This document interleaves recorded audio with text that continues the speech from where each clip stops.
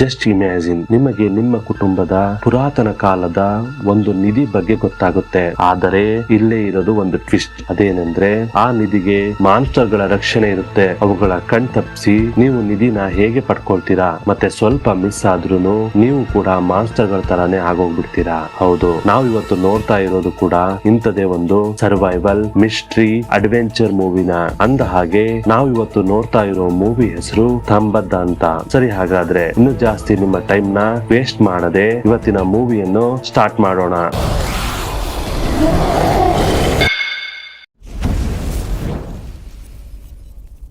ಈ ಚಿತ್ರಕಥೆ ಶುರು ಆಗೋದು ಬ್ರಹ್ಮಾಂಡದ ಇತಿಹಾಸದೊಂದಿಗೆ, ಅಂದರೆ ಭೂದೇವಿಯ ಕಥೆಯೊಂದಿಗೆ. ಪುರಾಣಗಳ ಪ್ರಕಾರ ಭೂತಾಯಿಯನ್ನು ಪ್ರಕೃತಿ ದೇವಿ ಅಂತಲೂ ಕರೀತಾರೆ ಮತ್ತು ಅವಳು ಅನೇಕ ದೇವತೆಗಳಿಗೆ ಜನ್ಮ ನೀಡುತ್ತಾಳೆ. ಮೊದಲು ಹತ್ಸಾರ್ ಎಂಬ ಮಗುವನ್ನು ಸೃಷ್ಟಿ ಮಾಡ್ತಾಳೆ. ಅವಳು ಇಷ್ಟಪಡುವ ಮಗು ಹತ್ಸಾರ್ ಆಗಿತ್ತು. ಆದರೆ ಹತ್ಸಾರ್ ಬಹಳ ದುರಾಸೆಯ ಮಗ ಆಗಿರ್ತಾನೆ.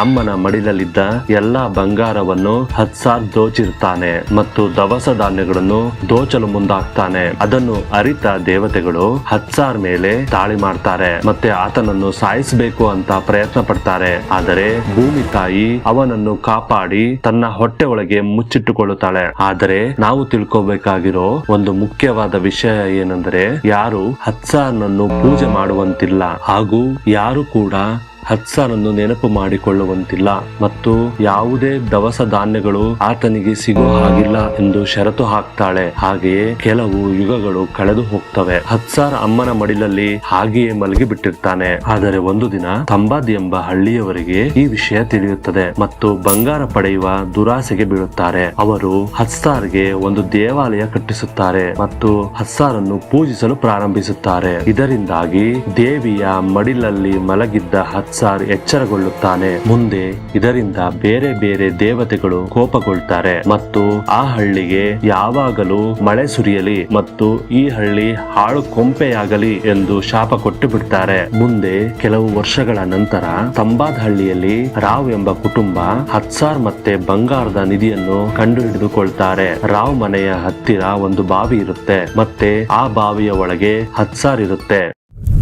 ಹತ್ಸಾರ್ ಹತ್ರ ಇರೋ ಬಂಗಾರನ ತೆಗೆದುಕೊಳ್ಳೋದಕ್ಕೆ ಅದಕ್ಕೆ ಊಟದ ಆಮಿಷ ಕೊಡಬೇಕಿತ್ತು. ಅಂದರೆ ಹತ್ಸಾರ್ ಒಣಗಿದ ಹಿಟ್ಟನ್ನು ಮುಟ್ಟುತ್ತಾ ಇರಲಿಲ್ಲ. ಏನಾದ್ರೂ ಮುಟ್ಟಿದರೆ ಸುಟ್ಟು ಹೋಗ್ತಾ ಇತ್ತು. ಆದರೆ ಆ ಹಿಟ್ಟನ್ನು ಬೇಯಿಸಿ ಉಂಡೆ ಮಾಡಿ ಮತ್ತೆ ಗೊಂಬೆ ಮಾಡಿ ಯಾರಾದರೂ ತಿನ್ನಿಸಿದರೆ ಆಗ ಹತ್ಸಾರ್ ಅದನ್ನು ಆಹಾರವಾಗಿ ತಿನ್ನಬಹುದಿತ್ತು. ಇದನ್ನು ತಿಳಿದ ರಾವ್ ಪರಿವಾರದ ಜನರು ಹತ್ಸಾರ್ಗೆ ಗೊಂಬೆಗಳನ್ನು ಮಾಡಿ ತಿನ್ನೋದಕ್ಕೆ ನೀಡಿ ಆ ಗೊಂಬೆಗಳನ್ನು ತಿನ್ನುವುದರೊಳಗೆ ತನ್ನ ಸೊಂಟದಲ್ಲಿ ಇಟ್ಟಿರುವ ಚಿನ್ನದ ನಾಣ್ಯಗಳನ್ನು ತೆಗೆದುಕೊಳ್ಳಬೇಕಾಗಿತ್ತು. ಆದರೆ ಹತ್ಸಾರ್ಗೆ ತನ್ನ ಬಂಗಾರವನ್ನು ಯಾರೂ ತೆಗೆದುಕೊಳ್ಳುವುದು ಇಷ್ಟವಿರಲಿಲ್ಲ. ಇದರಿಂದ ಹತ್ಸಾರ್ ಯಾರನ್ನಾದ್ರೂ ಮುಟ್ಟಿದ್ರೆ ಅಥವಾ ಕಚ್ಚಿದ್ರೆ ಅವರು ಶಾಪಕ್ಕೆ ಒಳಗಾಗಿ ಬಿಡುತ್ತಿದ್ದರು. ಅಂದರೆ ಅವರ ದೇಹ ಕೂಡ ಮಾನ್ಸ್ಟರ್ ನಂತೆ ವಿಕೃತಿಗೊಂಡು ಬಿಡುತ್ತಿತ್ತು ಮತ್ತೆ ದೇಹವೆಲ್ಲ ನೋವಿನಿಂದ ನರಳುವಂತೆ ಆಗುತ್ತಿತ್ತು. ಹೀಗೆ ಅವರಿಗೆ ಮುಕ್ತಿ ಸಿಗುವುದು ಸಾಧ್ಯವಿರಲಿಲ್ಲ.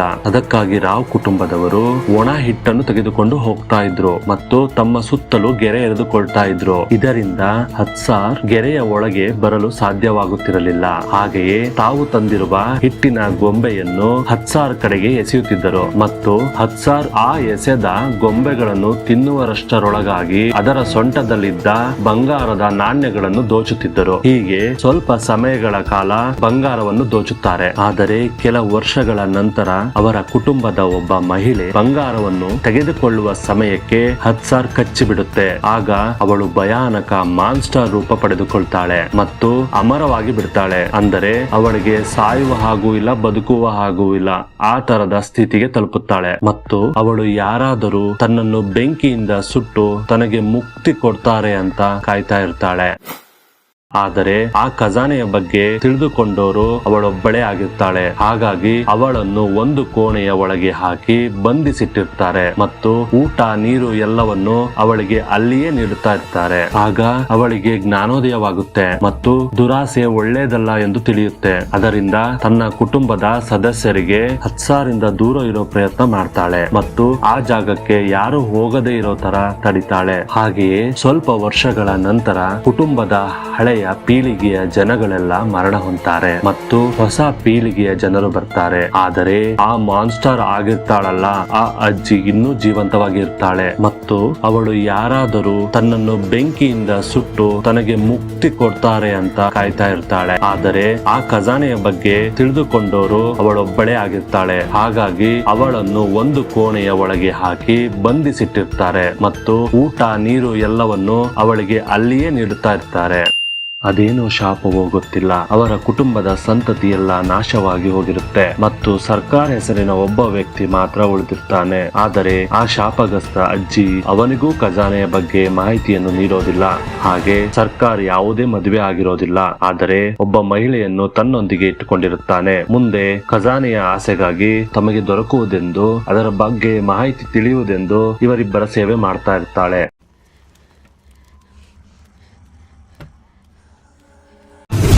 ಆದರೆ ದಿನ ಕಳೆದಂತೆ ಶಾಪಗ್ರಸ್ತ ಅಜ್ಜಿ ತುಂಬಾ ಅಪಾಯಕಾರಿ ಆಗ್ತಾ ಇರ್ತಾಳೆ. ಅವಳಿಗೆ ಕೈಗೆ ಸಿಗುವವರ ಮೇಲೆ ದಾಳಿ ಮಾಡ್ತಾ ಇರ್ತಾಳೆ. ಹಾಗಾಗಿ ಆ ಅಜ್ಜಿಯನ್ನು ಒಂದು ಕೋಣೆಯ ಒಳಗೆ ಬಂಧಿಸಿ ಇಟ್ಟಿರ್ತಾಳೆ ಮತ್ತು ಅಜ್ಜಿಯನ್ನು ಅವಳೇ ನೋಡಿಕೊಳ್ಳುವ ಪ್ರಯತ್ನ ಮಾಡ್ತಾ ಇರ್ತಾಳೆ. ಕೆಲ ಕಾಲ ಕಳೆದಂತೆ ಸರ್ಕಾರ್ ಅವರಿಂದ ಮಹಿಳೆಗೆ 2 ಮಕ್ಕಳಾಗ್ತಾರೆ. ಮೊದಲನೆಯ ಮಗು ವಿನಾಯಕ ಮತ್ತು ಎರಡನೆಯ ಮಗು ಸದಾಶಿವ್. ಯಾವಾಗ ಮಕ್ಕಳು 10-12 ವರ್ಷ ವಯಸ್ಸಾಗುತ್ತೋ ಆಗ ಸರ್ಕಾರ್ ಇದ್ದಕ್ಕಿದ್ದಂತೆ ಸತ್ತು ಹೋಗ್ತಾನೆ. ಕೆಲ ದಿನಗಳ ನಂತರ ಕಿರಿಯ ಮಗ ಸದಾಶಿವ ಒಂದು ಮರದಿಂದ ಬಿದ್ದು ತಲೆಗೆ ಬಲವಾದ ಹೊಡೆತ ಬೀಳುತ್ತೆ ಮತ್ತು ಎಚ್ಚರ ತಪ್ಪಿದಂತಾಗುತ್ತೆ. ಆಗ ಅವರ ಅಮ್ಮ ಅವನನ್ನು ಆಸ್ಪತ್ರೆಗೆ ಕರೆದುಕೊಂಡು ನಗರಕ್ಕೆ ಹೊರಡುತ್ತಾಳೆ. ಆ ದಿನ ರಾತ್ರಿ ಅಜ್ಜಿಗೆ ಊಟ ನೀಡುವ ಕೆಲಸ ಹಿರಿಯ ಮಗನಾದ ವಿನಾಯಕನಿಗೆ ಕೊಟ್ಟಿರ್ತಾಳೆ. ವಿನಾಯಕನು ಅವರ ಅಪ್ಪ ಸರ್ಕಾರ್ ಇರ್ತಾನಲ್ಲ, ಹಾಗೆಯೇ ಇವನು ಕೂಡ ದುರಾಸೆಯ ವ್ಯಕ್ತಿಯಾಗಿರ್ತಾನೆ. ಮತ್ತೆ ಅವರ ಅಜ್ಜಿಗೆ ಊಟ ಬಡಿಸುವಾಗ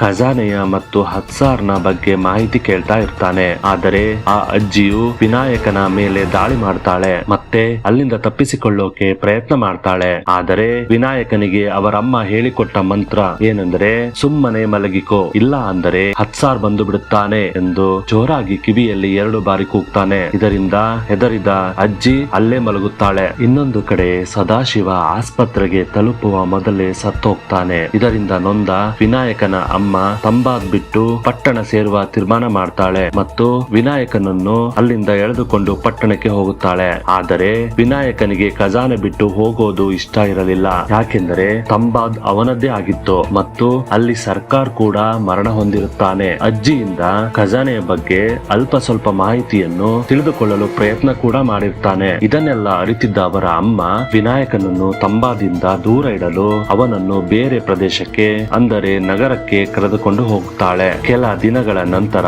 ವಿನಾಯಕನ ಅಮ್ಮ ಸತ್ತು ಹೋಗುತ್ತಾಳೆ. ಈಗ ವಿನಾಯಕನನ್ನು ತಂಬಾದಿಂದ ತಡೆಯುವವರು ಯಾರೂ ಇರುವುದಿಲ್ಲ. ವಿನಾಯಕ್ ಮರಳಿ ತಂಬಾದ್ಗೆ ಹೊರಡುತ್ತಾನೆ ಮತ್ತೆ ಅವನ ಅಜ್ಜಿಯ ಕೋಣೆಯ ಬಾಗಿಲನ್ನು ತೆಗೆಯುತ್ತಾನೆ. ಅಲ್ಲಿ ಅಜ್ಜಿಯ ಪರಿಸ್ಥಿತಿ ನೋಡಿ ದಿಗ್ಭ್ರಮೆಗೊಳ್ಳುತ್ತಾನೆ. ಅಜ್ಜಿ ಇನ್ನೂ ಬದುಕಿರುತ್ತಾಳೆ ಮತ್ತು ಅವಳ ದೇಹ ಒಂದು ಮರವಾಗಿ ಹೋಗಿರುತ್ತೆ. ಅವಳ ಹೃದಯ ಹೊರಗೆ ಬಂದಿರುತ್ತೆ, ಆದರೆ ತಲೆ ಮಾತ್ರ ಇನ್ನು ಮಾತನಾಡುವ ಸ್ಥಿತಿಯಲ್ಲೇ ಇರುತ್ತೆ. ಮುಂದೆ ಅವಳ ಬಳಿ ವಿನಾಯಕನು ಮೊದಲು ಖಜಾನೆಯ ಬಗ್ಗೆ ವಿಚಾರಿಸುತ್ತಾನೆ. ಅಜ್ಜಿ ಖಜಾನೆಯ ಬಗ್ಗೆ ಯಾವುದೇ ವಿಚಾರವನ್ನು ಹೇಳುವುದಿಲ್ಲ.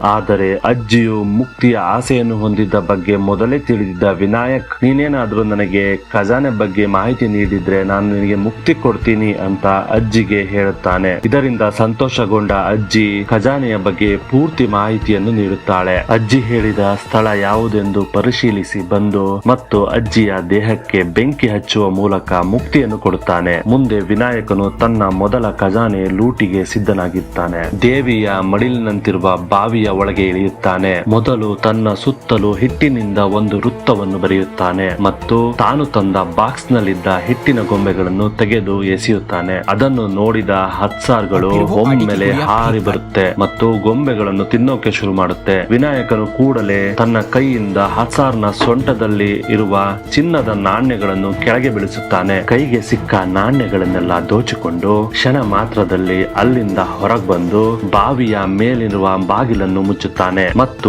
ನಗರಕ್ಕೆ ಮರಳುತ್ತಾನೆ. ರಾಘವ್ ಎಂಬ ವ್ಯಕ್ತಿಗೆ ತಾನು ತಂದ ಚಿನ್ನದ ನಾಣ್ಯಗಳನ್ನು ಒಂದೊಂದಾಗಿ ಮಾರಲು ಪ್ರಾರಂಭಿಸುತ್ತಾನೆ. ಅಲ್ಲಿಯವರೆಗೂ ಬಡವನಾಗಿದ್ದ ವಿನಾಯಕನು ತನಗೆ ಬೇಕಾಗಿರುವ ವಸ್ತುಗಳನ್ನು ಕೊಂಡುಕೊಳ್ಳಲು ಪ್ರಾರಂಭಿಸುತ್ತಾನೆ. ತನಗೆ ಯಾವಾಗ ಹಣದ ಅವಶ್ಯಕತೆ ಇದೆಯೋ ಆಗ ವಿನಾಯಕನು ತಂಬತ್ ಸ್ಥಳಕ್ಕೆ ಹೋಗಿ ಹತ್ಸಾರಿಂದ ಚಿನ್ನದ ನಾಣ್ಯಗಳನ್ನು ದೋಚುತ್ತಿದ್ದ.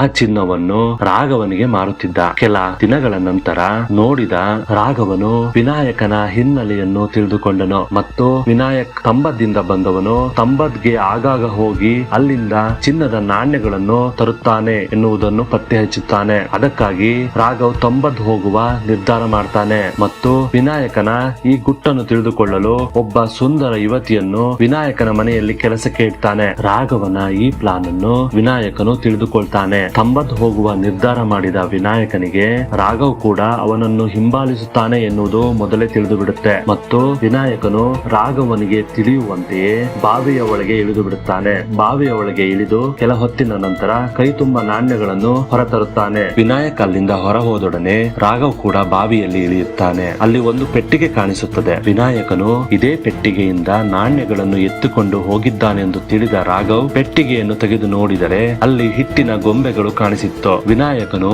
ರಾಘವ್ ಬಾವಿ ಒಳಗೆ ಬರುತ್ತಾನೆಂದು ಮೊದಲೇ ತಿಳಿದು ಪೆಟ್ಟಿಗೆಯ ಒಳಗೆ ಹಿಟ್ಟಿನ ಗೊಂಬೆಗಳನ್ನು ಇಟ್ಟಿದ್ದನು ಮತ್ತು ಅದನ್ನು ತೆಗೆದ ಕೂಡಲೇ ಹತ್ಸಾರ್ಗಳು ರಾಘವನ ಮೇಲೆ ಆಕ್ರಮಣ ಮಾಡುತ್ತದೆ ಎಂದು ಅವನಿಗೆ ಮೊದಲೇ ತಿಳಿದಿತ್ತು. ಅದರಂತೆ ರಾಘವನು ಪೆಟ್ಟಿಗೆಯನ್ನು ತೆಗೆದ ಕೂಡಲೇ ಹತ್ಸಾರ್ ರಾಘವನ ಮೇಲೆ ಆಕ್ರಮಣ ಮಾಡಿತ್ತು ಮತ್ತು ವಿನಾಯಕನ ಅಜ್ಜಿಗೆ ಆದ ಪರಿಸ್ಥಿತಿ ರಾಘವನಿಗೂ ಕೂಡ ಆಗಿತ್ತು. ಸ್ವಲ್ಪ ಸಮಯದ ನಂತರ ಅಲ್ಲಿಗೆ ಮತ್ತೆ ಬಂದ ವಿನಾಯಕ್ ಹತ್ಸಾರ್ನ ಹತ್ತಿರ ಇರುವ ನಾಣ್ಯಗಳನ್ನು ದೋಚಿದ ಮತ್ತು ರಾಘವನ ಮೇಲೆ ಕನಿಕರ ಬಂದು ಅಜ್ಜಿಗೆ ಹೇಳಿದ ರೀತಿಯಲ್ಲೇ ಮಲಗು, ಹತ್ಸಾರ್ ಬಂದು ಬಿಡುತ್ತಾನೆ ಎಂದು ಜೋರಾಗಿ ಹೇಳಿದ. ಕೈಯಲ್ಲಿದ್ದ ಬೆಂಕಿಯಿಂದ ಆತನಿಗೆ ಮುಕ್ತಿ ನೀಡಿದ ಮತ್ತು ಮನೆಗೆ ಹಿಂದಿರುಗಿದ. ಕೆಲ ವರ್ಷಗಳ ನಂತರ ವಿನಾಯಕನು 3 ಮಕ್ಕಳ ತಂದೆಯಾಗಿದ್ದ ಮತ್ತು ವಿನಾಯಕನಿಗೆ ವಯಸ್ಸಾಗಿತ್ತು. ಬಾವಿಯನ್ನು ಹಿಡಿದು ನಾಣ್ಯವನ್ನು ದೋಚುವ ಶಕ್ತಿ ಮೊದಲಿನಂತೆ ಇರಲಿಲ್ಲ. ಹಾಗಾಗಿ ಮೊದಲ ಮಗ ಪಾಂಡುರಂಗನನ್ನು ಮೊದಲಿನಿಂದಲೂ ಹಗ್ಗ ಹಿಡಿದು ಇಳಿಯುವುದು, ಓಡುವುದನ್ನು ಚೆನ್ನಾಗಿ ತಯಾರಿ ಮಾಡಿಸಿದ್ದ.